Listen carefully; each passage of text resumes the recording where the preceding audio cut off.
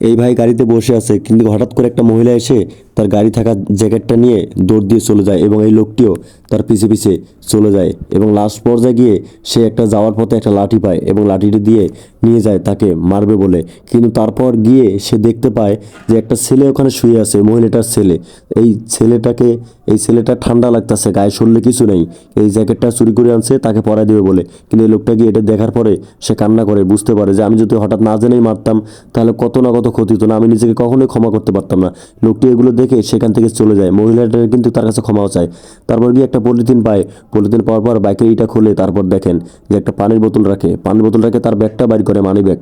বাইর করে তারপর দেখেন সেখান থেকে অনেকগুলো টাকা বের করে সে ব্যাগের মধ্যে রাখে এবং যাওয়ার পথে ফিরে হঠাৎ মনে হয় যে তার কাছে একটা গেঞ্জি আছে, এই টি শার্টটাও দিয়ে দেয়, ব্যাগে করে নিয়ে তার কাছে চলে যায় এবং গিয়ে দেখে যে ওই মহিলা জ্যাকেটটা তার ছেলেকে গায়ে দিয়ে ওখানে শুয়ে আছে, কারণ ছেলেটা অনেক ঠান্ডা, তারা ফুটপাতে থাকে, ঘর বাড়ি নাই। তারপর দেখেন ছেলেটি এসে গেঞ্জিটা পরতেছে, যে আপু এই গেঞ্জিটা আপনার ছেলেকে পরে দেন। তারপর দেখেন সে ক্ষমা চাচ্ছে এবং তারপর দেখ মহিলাটি অনেক খুশি হয়ে যায় এবং সেখান থেকে চলে যায় এবং ভাবে যদি আরও কিছু দিয়ে সাহায্য করতে পারতাম আমার মনটা শান্তি পেত। তারপর তো সেখান থেকে চলে যায়, কিন্তু এই মহিলাটি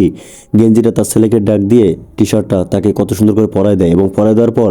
পানির বোতলটা বাইর করতে যায়, বাইর করতে গিয়ে দেখে যে সেই ব্যাগেগুলো অনেকগুলো টাকা সে এই ভাইটি দিয়ে গেছে এবং সে অনেক খুশি হয়ে যায় এবং টাকাগুলো নিয়ে